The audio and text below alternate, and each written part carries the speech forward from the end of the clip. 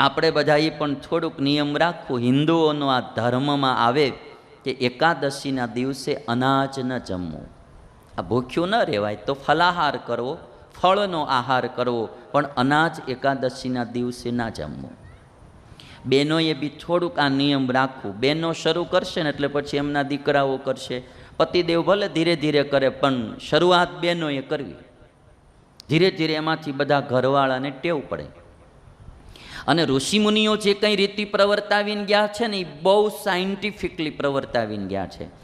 એ આપણને હેરાન કરવા, દુઃખી કરવા કંઈ નથી કહીને ગયા, આપણને સુખી કરવા બધું કહીને ગયા છે. એકાદશીનો ઉપવાસ એટલા માટે આ સાયન્સ પણ એવું પ્રૂવ કરે છે કે 15 દિવસે એકવાર માણસ ઉપવાસ કરે તો એનું સ્વાસ્થ્ય પણ સારું રહે છે. એનું સ્વાસ્થ્ય પણ સારું રહે છે. મેં હમણાં એક વાંચેલો લેખ, તો એમાં લખ્યું હતું કે ભૂખ્યું રહેવાથી એક દિવસ કેન્સરના જે કીટાણુ હોય ને, સેલ્સ જે કંઈ એના, એ પણ નાશ પામે છે. એટલે 15 દિવસે એકવાર એકાદશી આવે એનો ઉપવાસ કરવાથી શરીરનું સ્વાસ્થ્ય સારું રહે છે. અને આ અનુભવ સાથેની તમને હું વાત કરું કે જેટલા ખાઈને માંદા પડે છે ને, એટલો કોઈ ભૂખ્યો માંદો નથી પડતો. ખાઈને જે માંદા પડે છે. અને આજકાલ તો જે ખાણીપીણી એટલી બધી વિકૃત થઈ ગઈ છે, ફાસ્ટ ફૂડ ને જંક ફૂડ ને, બધાને આમ તમે આમ જુઓ ને તો નકરું ચટપટું જ ભાવે છે. પહેલાંના જમાનાના માણસો તમે જોજો, એ દહીં ખાતા, દૂધ ખાતા, ચોખ્ખું ઘી ખાતા, ગાયો ભેંસો ઘરની રાખતા, ચોખ્ખું દૂધ, ચોખ્ખું દહીં અને બાજરાનો રોટલો, શાકભાજી ચોખ્ખું. અટાણે બધા જ બિયારણો દવાઓવાળા થઈ ગયા. પેસ્ટિસાઇડ દવાઓ છાંટવામાં આવે. ભેંસોને મારે એક ઇન્જેક્શન તો બોગરું ભરીને દૂધ દે. વૃક્ષો હોય તો એના મૂળિયામાં નાખે દવાઓ, તો આમ તમારે આંબો એકદમ ફાલે ફૂલે અને લૂમો ઝૂમો કેરીઓ આવે. માણસને પૈસાવાળો થવાની એટલી બધી લગની લાગી ગઈ છે, બધાને નીચવી જ નાખવા એમ. લ્યો, ગાયો ભેંસો હોય તો ઇન્જેક્શન મારી નીચવી જ નાખો, દૂધ કાઢી જ લ્યો બધાનું. એ દવાઓના ઇન્જેક્શનો મારીને જે દૂધ આવે ને, એ દૂધ પણ હાનિ કરતા છે. વૃક્ષોની ફળિયામાં દવાઓ નાખી વધારે ફાલ આવે એટલા માટે એ ફળ પણ નુકસાન કરતા છે.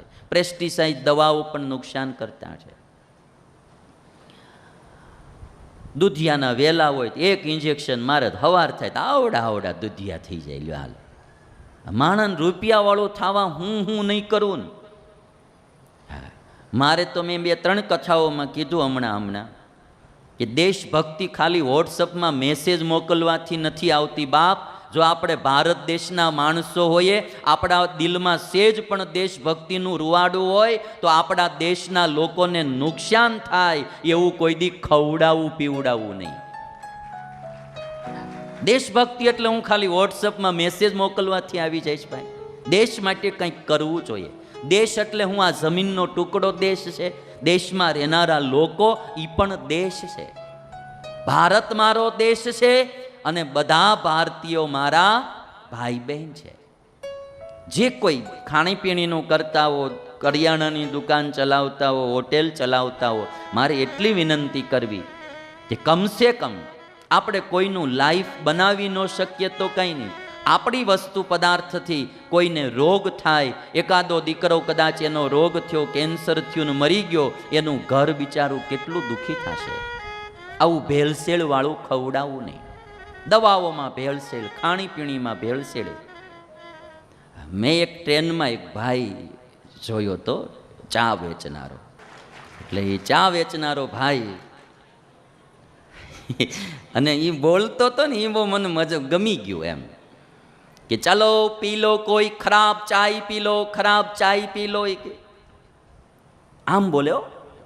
નહીતર કોઈ બી માણસ પોતાની પ્રોડક્ટ હોય ને ખરાબ ન કહે.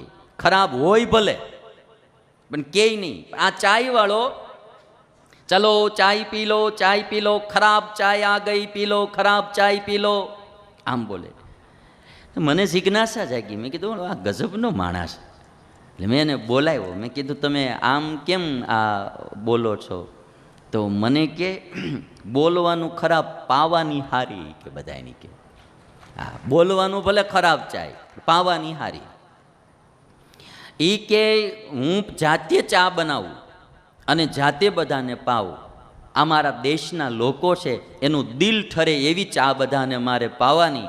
અને એ કે જ્યારથી મેં આ શરૂ કર્યું કે ખરાબ ચાય પી લ્યો, ત્યારથી મારો ધંધો એ કે 3 ગણો વધી ગયો. એ કે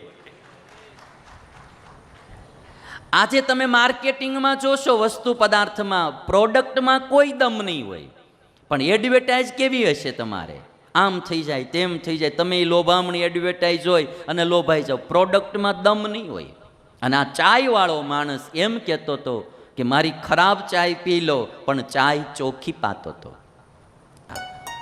ઋષિમુનિઓએ આજે ઉપવાસની પ્રથા કરી, એ આપણા હિત માટે કરી. અઠવાડિયે 15 દિવસે એકવાર થોડું ભૂખ્યું રહેવું. હા, ઉપવાસ ન થાય તો ફળ આનો આહાર કરવો, પણ એકાદશી અનાજ ના જમવું. બને ત્યાં સુધી તાજું ખાવું, વાસી ન ખાવું. આપણે બધાએ પણ થોડુંક નિયમ રાખવું. હિન્દુઓનો આ ધર્મમાં આવે કે એકાદશીના દિવસે અનાજ ન જમવું. આ ભૂખ્યું ન રહેવાય તો ફલાહાર કરવો, ફળનો આહાર કરવો, પણ અનાજ એકાદશીના દિવસે ના જમવું. બહેનોએ બી થોડુંક આ નિયમ રાખવું. બહેનો શરૂ કરશે ને એટલે પછી એમના દીકરાઓ કરશે.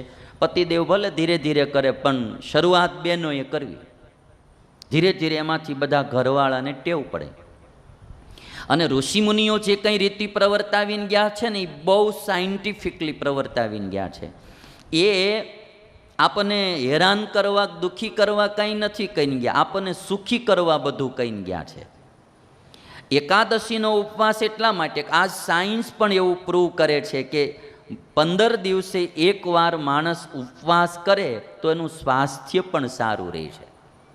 એનું સ્વાસ્થ્ય પણ સારું રહે છે. મેં હમણાં એક વાંચેલો લેખ, તો એમાં લખ્યું હતું કે ભૂખ્યું રહેવાથી એક દિવસ કેન્સરના જે કીટાણુ હોય ને, સેલ્સ જે કંઈ એના, એ પણ નાશ પામે છે. એટલે 15 દિવસે એકવાર એકાદશી આવે, એનો ઉપવાસ કરવાથી શરીરનું સ્વાસ્થ્ય સારું રહે છે. અને આ અનુભવ સાથેની તમને હું વાત કરું કે જેટલા ખાઈ ખાઈને માંદા પડે છે ને, એટલો કોઈ ભૂખ્યો માંદો નથી પડતો. ખાઈ ખાઈને જે માંદા પડે છે. અને આજકાલ તો જે ખાણીપીણી એટલી બધી વિકૃત થઈ ગઈ છે, ફાસ્ટ ફૂડ ને જંક ફૂડ ને, બધાને આમ તમે આમ જુઓ ને તો નકરું ચટપટું જ ભાવે છે. પહેલાંના જમાનાના માણસો તમે જોજો, એ દહીં ખાતા, દૂધ ખાતા, ચોખ્ખું ઘી ખાતા, ગાયો ભેંસો ઘરની રાખતા, ચોખ્ખું દૂધ, ચોખ્ખું દહીં અને બાજરાનો રોટલો, શાકભાજી ચોખ્ખું.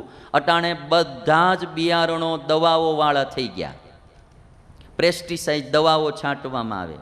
ભેંસોને મારે એક ઇન્જેક્શન તો બોગરું ભરીને દૂધ દે. વૃક્ષો હોય તો એના મૂળિયામાં નાખે દવાઓ, તો આમ તમારે આંબો એકદમ ફાલે ફૂલે અને લૂમો ઝૂમો કેરીઓ આવે. માણસને પૈસાવાળો થવાની એટલી બધી લગની લાગી ગઈ છે, બધાને નીચવી જ નાખવા એમ. લ્યો, ગાયો ભેંસો હોય તો ઇન્જેક્શન મારી નીચવી જ નાખો, દૂધ કાઢી જ લ્યો બધાનું. એ દવાઓના ઇન્જેક્શનો મારીને જે દૂધ આવે ને, એ દૂધ પણ હાનિ કરતા છે. વૃક્ષોની થળિયામાં દવાઓ નાખી વધારે ફાલ આવે એટલા માટે એ ફળ પણ નુકસાન કરતા છે. પેસ્ટિસાઇડ દવાઓ પણ નુકસાન કરતા છે. દૂધિયાના વેલા હોય તો એક ઇન્જેક્શન મારે હવાર થાય તો આવડા દૂધિયા થઈ જાય. લ્યો હાલ, માણસ રૂપિયાવાળો થવા હું નહીં કરું ને. મારે તો મેં 2-3 કથાઓમાં કીધું હમણાં કે દેશભક્તિ ખાલી વોટ્સઅપમાં મેસેજ મોકલવાથી નથી આવતી બાપ. જો આપણે ભારત દેશના માણસો હોઈએ, આપણા દિલમાં સેજ પણ દેશભક્તિનું રૂવાડું હોય, તો આપણા દેશના લોકોને નુકસાન થાય એવું કોઈ દી ખવડાવવું પીવડાવવું નહીં. દેશભક્તિ એટલે હું ખાલી વોટ્સઅપમાં મેસેજ મોકલવાથી આવી જઈશ ભાઈ.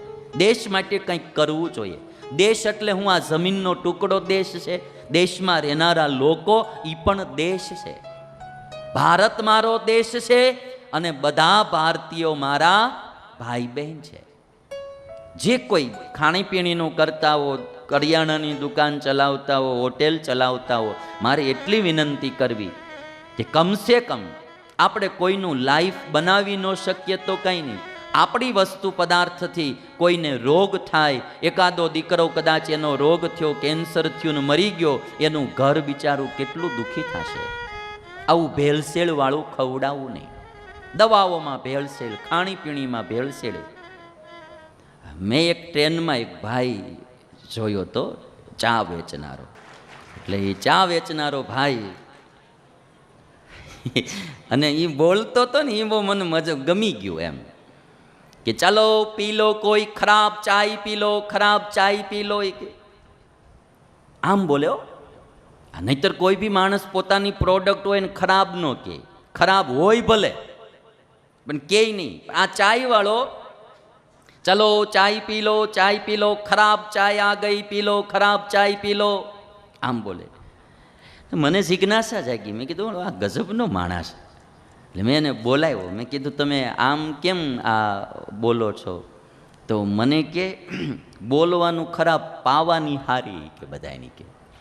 હા, બોલવાનું ભલે ખરાબ ચાય, પાવાની હારી. એ કે હું જાતે ચા બનાવું અને જાતે બધાને પાવું. આ મારા દેશના લોકો છે, એનું દિલ ઠરે એવી ચા બધાને મારે પાવાની.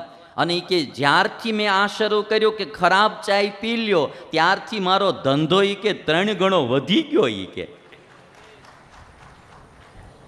આજે તમે માર્કેટિંગમાં જોશો, વસ્તુ પદાર્થમાં, પ્રોડક્ટમાં કોઈ દમ નહીં હોય, પણ એડવર્ટાઇઝ કેવી હશે તમારે? આમ થઈ જાય, તેમ થઈ જાય. તમે એ લોભામણી એડવર્ટાઇઝ હોય અને લોભાઈ જાઓ. પ્રોડક્ટમાં દમ નહીં હોય. અને આ ચાયવાળો માણસ એમ કહેતો હતો કે મારી ખરાબ ચાય પી લો, પણ ચાય ચોખ્ખી પાતો હતો. ઋષિમુનિઓએ આજે ઉપવાસની પ્રથા કરી, એ આપણા હિત માટે કરી. અઠવાડિયે 15 દિવસે એકવાર થોડું ભૂખ્યું રહેવું. હા, ઉપવાસ ન થાય તો ફળ આનો આહાર કરવો, પણ એકાદશી અનાજ ના જમવું. બને ત્યાં સુધી તાજું ખાવું, વાસી ન ખાવું.